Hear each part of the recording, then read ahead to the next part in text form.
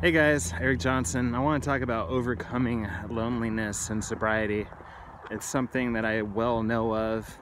I've been sober for over 10 years and I lost all my friends when I got sober.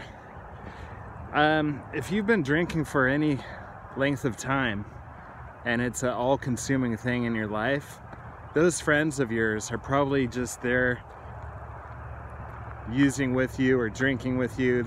They're basically drinking buddies. Now, I'm not saying they all are, but I'm sure if you're a drinker like I was, most of them like to drink like you.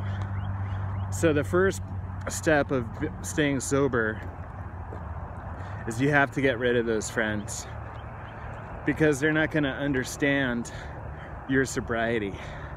They might kind of get it, but until they're actually doing it themselves, they're gonna just, they might support you and give you, encouragement, but it won't last. They will eventually cave in and tempt you to drink, because alcoholics do not want to drink alone. That's the bottom line. Misery loves company, and they're not gonna feel comfortable around you if you're doing well and they're not. Like if you're doing great in sobriety and you're getting in shape and you're eating better and you're losing weight and you're working out, they're not going to understand. They're going to be threatened by that because they don't feel good. Almost every alcoholic I know of, including myself, never felt good. We were either drunk or we were hungover, with maybe 1 hour in there where the buzz actually feels good, but it's all an illusion. It's not true happiness, and you know that. It's just a buzz. And then it gets really ugly if you're a heavy drinker. And so I want to talk about what I did when I got sober. In fact, today I still don't have friends, and I got sober in 2008. So what did I do? Well, the first thing, I'm not saying you have to do this in order, or you can do it any way you want, but like I said, you have to get rid of places, people, and things that remind you of alcohol and drinking. That was easy for me to do, because at the end of my drinking, there was only about 2 people that I hung out with, and they were heavy drinkers. One man was almost homeless. He was actually kind of like the town drunk, and lived next door in an encampment. Lived in a broken down 15-foot trailer. He drank, 40 ounces of malt liquor every day, old English. And in his trailer he had bottles of piss, because he'd pee in those at night because he didn't have a toilet and he didn't want to get out of bed. Really nasty stuff. So my friends were easy to get rid of when I got sober, because they weren't quality friends and they didn't relate to me when I was sober. So I got rid of those friends, and I got 2 jobs. So the first thing I did was I hid behind work. And that's what a lot of people do. So I got a morning shift and a night shift at a restaurant. And at night, when I got home, I was still smoking cigarettes. That was something I looked forward to. But then when I quit cigarettes, I switched to peanut M&Ms. That was my treat at night, and maybe a really good tea or coffee or something. So you have to look forward to something. You're gonna have to replace what you look forward to with healthier things, and you can replace anything that you want. I replaced sugar eventually with stevia. I replaced Coca-Cola with Zevia drinks. I replaced, sugary treats with stevia treats. And for a dopamine rush, I started to work out. And you see a lot of alcoholics, they'll turn to exercise. because you get that adrenaline and you get that dopamine, you get those feel-good chemicals that you used to get with alcohol, but now in a healthier form. And yeah, people are like, you know, you can get addicted to working out and you'll just become a gym rat. But you know, if drinking is life or death, who cares? Who cares if you're working out at the gym 4 hours a day? You know, you're gonna become phenomenally in shape and your friends are gonna be jealous. And who cares if they call you a gym rat, because it's way better than dying from alcohol. So I worked at 2 jobs and I worked out at the gym, and after a really good workout I would go into the sauna and I would sweat for a half an hour. And I usually take a half gallon of water with me to the sauna. But there's something that feels really good about coming out of a sauna, even a hot tub if you don't have a sauna. Coming out of that hot water or coming out of the sauna after a half an hour, you feel so relaxed and so good. And I think that's what a lot of alcoholics crave, is feeling relaxed. Because a lot of alcoholics are high strung, they're stressed out, they have anxiety or they have depression. And the best thing for that is to not only get all of that nervous energy out of your muscles by working out, but treating yourself to a good sauna after the workout. So the other thing that I did was I've always been creative. I've always been a writer and an artist. And so I finally got to do what I loved with my creativity. Because when I was a drunk, alcohol took away my drumming, it took away my words, it took away my music. All my natural talents were subdued with alcohol, and I didn't do any of that. So that's the other thing I picked up when I got sober. I started to write again. I wrote a memoir called The Drunk. I uploaded that to Amazon along with a couple other books. I created kind of a lo-fi alternative metal album. I uploaded that to TuneCore, which is another digital platform for musicians. And then I started a blog. I started a blog in 2011, and then I got my own blog, my own website in 2014. I started writing articles every day. And then I joined a network marketing company and started writing articles about network marketing, and then eventually people were signing up from my blog into my network marketing. And I've been working from home ever since 2016. So I utilized my talents, and I figured out real quick what I wanted to do with my life, and I stayed busy. So those are basic tips that you can do to start sobriety. And when you're busy, I'm not talking just run around with your head cut off. I'm talking about doing stuff that you used to do when you were a kid, stuff that excited you. You know, fishing or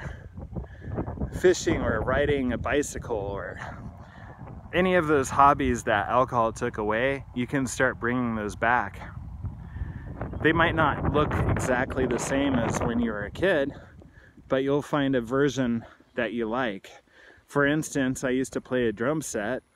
Now if I got a drum set, or if I wanted to play drums, it would be a hand drum. And I would probably do join a drum circle. So that's basically how I got away from loneliness. And then I attract people like me on the internet.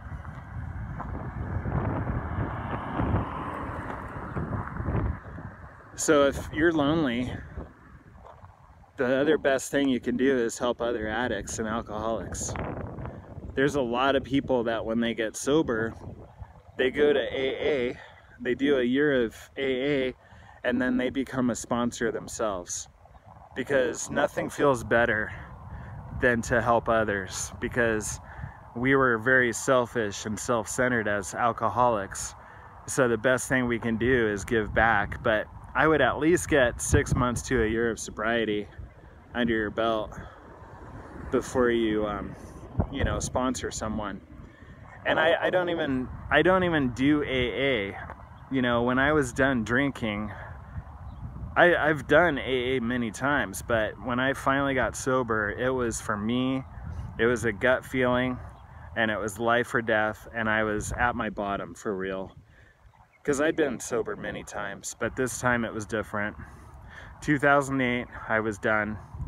I had a couple 2-day relapses, you know, 2010, 2012, but I'm not counting those. I'm not starting my sobriety over. I'm telling everyone I got 13 years of sobriety no matter what, because I don't believe in starting over when I know in my heart that sobriety is my path. And it's been easily over 10 years with my relapses or not. So I hope these tips help. So for one, you're going to have to get rid of your old friends, places, and things that remind you of drinking. Number 2, get into your work, join a gym, and try to get a treat, a healthy treat that you can look forward to. You know, it could be a hot tub or a sauna, it could be a good book, it could be a good cup of tea or coffee. You know, I smoked cigarettes for 2 years in sobriety, and then I eventually knocked out, you know, cigarettes. So work on your biggest addiction first, and then start whittling away at your smaller addictions until you're pretty happy with yourself. I'm not saying I'm perfect. I'm still working on smaller addictions. I still have a craving for bad foods and sitting around the house, and still working on my belly, getting rid of belly fat. So that's just the way it is. Don't be so hard on yourself. If you relapse, I always say that's part of recovery. Don't use it as a crutch, you know. Don't use relapses as a crutch for sobriety, but we do make mistakes, and if it's an honest mistake, it's okay that you relapse, because what's worse than a relapse is the guilt and shame that makes you want to drink again. That's the only part I don't like about AA, is that you have to start the clock over if you drink one night. And that can produce a lot of guilt and shame, especially if you have, you know, 30 days sobriety up to a year of sobriety, and then you drink, and all those days are thrown away, and that can cause a lot of pain. And I'm telling you that relapse is part of recovery. I relapsed 100 times before I finally got sober. But I realized it was life or death, and I was done. So you'll know when you're done, hopefully. And don't use guilt and shame to go back out and drink. If you relapse, get right back on the wagon. Go back to the gym, work out extra hard. And that's how you deal with loneliness. I still am an introvert. I have Asperger's. I don't like social interaction. If I make friends today, it's going to be through the internet. It's going to be on YouTube. I love when people comment under my videos, because I can start a dialogue with new people from around the world that have the same interest as me. That's better than trying to hang out with someone who, you know, doesn't line up with your new hobbies. I definitely don't have any friends left from my childhood, from high school, from college. They're just doing their own thing. We outgrew each other. I've never understood people that can just still have friends from high school. Maybe I'm just jealous, I don't know, but they were kind of mean to me anyways. You know, they used to pick on me. That's mainly why I liked drinking, because drinking never talked back. drinking made me feel good for a couple years, but then it turned out to be a big lie and I almost died. So I'm all about finding friends online, but stay busy, tap into your old hobbies, find new hobbies, travel, get a mountain bike, try jogging. There is a lot of endorphins with jogging. You can get a runner's high. So I love jogging. I gotta get rid of this belly before I start jogging again, but jogging is probably the best I have felt, and it feels like I'm truly alive when I'm running on the road. When I'm running on the road, it taps into that primal nature we have as humans. It taps into that wild side, and it gives you a really good endorphin rush. Because a lot of alcoholics are thrill seekers, and we're adrenaline junkies. So you definitely want to replace alcohol with a good way of getting adrenaline and dopamine. Look into healthy snacks and working out, jogging. You could even get just a stationary bicycle, you know, look into Peloton. That's probably my favorite stationary bike, it's Peloton. And you know, you're gonna have rough days. Maybe you can find a sobriety group. If you don't want to find any groups, then you can just watch my videos and we can talk back and forth under the comments. So hope this helps, and we'll talk to you soon.